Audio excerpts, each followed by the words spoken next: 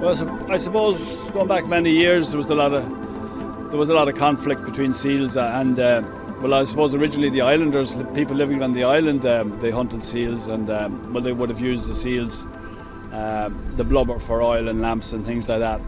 But then after that, would have been a lot of conflict between the seals, and fishermen thought that they were depleting the fish stocks.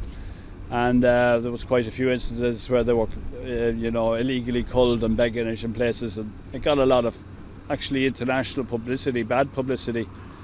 So, in latter years now, they've been protected, and the Blasket Islands are they're an SAC, Special Area Conservation, which is a European designation for grey seals, and the population has basically exploded now. There's a lot of seals there, a lot more than I ever remember over the years when I was fishing around the island.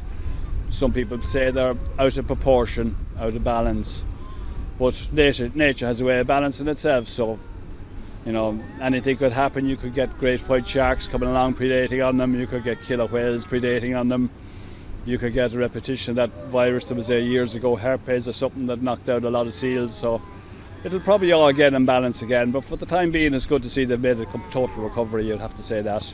And I suppose from a point of view of people fishing, because I'd have a foot in both camps, I suppose, over the years, a lot of the fishermen would blame them. They definitely do deplete some of the fish stocks, but at the same time there must be a lot of fish there or there wouldn't be so many seals there. So a few things we don't mention on the boat. Used to be politics, religion, now it's economics.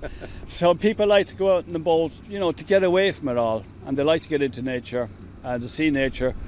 So people would be a bit disappointed if they go out and they don't see anything. At the same time, we find that people are coming on board with too much expectations. It's a bit like David Attenborough syndrome. They're watching too much telly at home, watching all these fabulous wildlife programs. They don't realise how much work goes into making these programs. There could be weeks and weeks and weeks, team of researchers, and they get that few minutes on the screen, and people come out in the boat and they expect to get that within 5 minutes. But the other extreme is, you need a certain amount of wildlife to show the people, and at the moment we're very lucky here on the Blaskets. It's very, very rich in wildlife and bird life, cetaceans. We get, common dolphins as you saw today, we get minke whales, we get humpback whales, we get basking sharks, we get all the puffins, storm petrels, Manx shearwaters. We had some skuas today, Arctic skuas, sooty shearwaters, migratory birds.